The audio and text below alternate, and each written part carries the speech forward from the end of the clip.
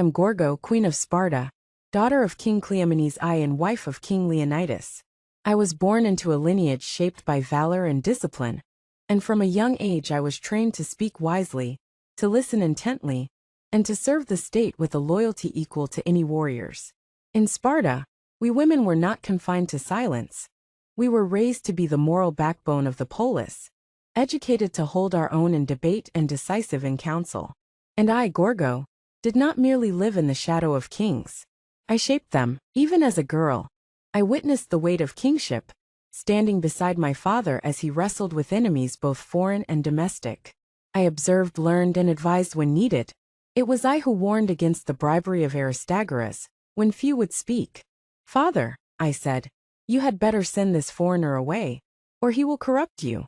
My words echoed through the halls of power, and were remembered, even when the rest of Greece chose compromise. My marriage to Leonidas was not a union of comfort. It was a partnership of equals.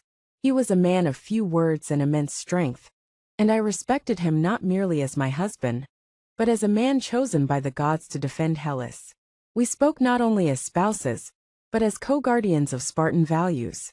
When he left for Thermopylae, I asked only how I might help.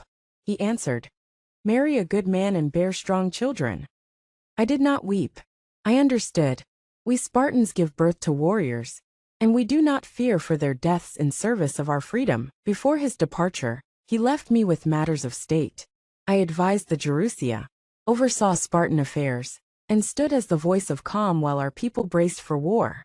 I deciphered messages smuggled in wax-covered tablets, ones that warned of Xerxes' invasion, proving once again that our minds, as women of Sparta, were honed like our husbands' spears. After the fall at Thermopylae, I did not collapse in grief. I stood as the living memory of those 300 men. I was mother to their legacy, a voice that urged resilience, and a symbol to the women who also lost sons, brothers, and husbands. Leonidas died as he lived, with unwavering honor, and it fell upon me to carry that honor forward. I taught my son Pleistarchus the meaning of kingship, not as a right, but as a duty. I reminded him that leadership must serve the people, and that courage is not found in conquest, but in resistance. I raised him with the same values my mother instilled in me: to love Sparta more than oneself. Spartan society was built upon discipline, austerity, and loyalty to the polis above all. Boys were taken at the age of 7 into the agoge, a brutal education of endurance, combat, and obedience. But girls too were trained, physically and intellectually, to become strong mothers of warriors. Unlike other Greek women, we could own land, inherit wealth, and speak our minds in public. We were not merely allowed to participate, we were expected to lead in times of need. Our strength was not in swords but in spine and speech. As I aged, I saw the war-torn foundations of Greece shift and fracture. The Delian League grew in Athenian ambition, while Sparta clung to its traditions. I witnessed the long Peloponnesian War begin to stir, and knew the cost of power among Greeks would be bitter.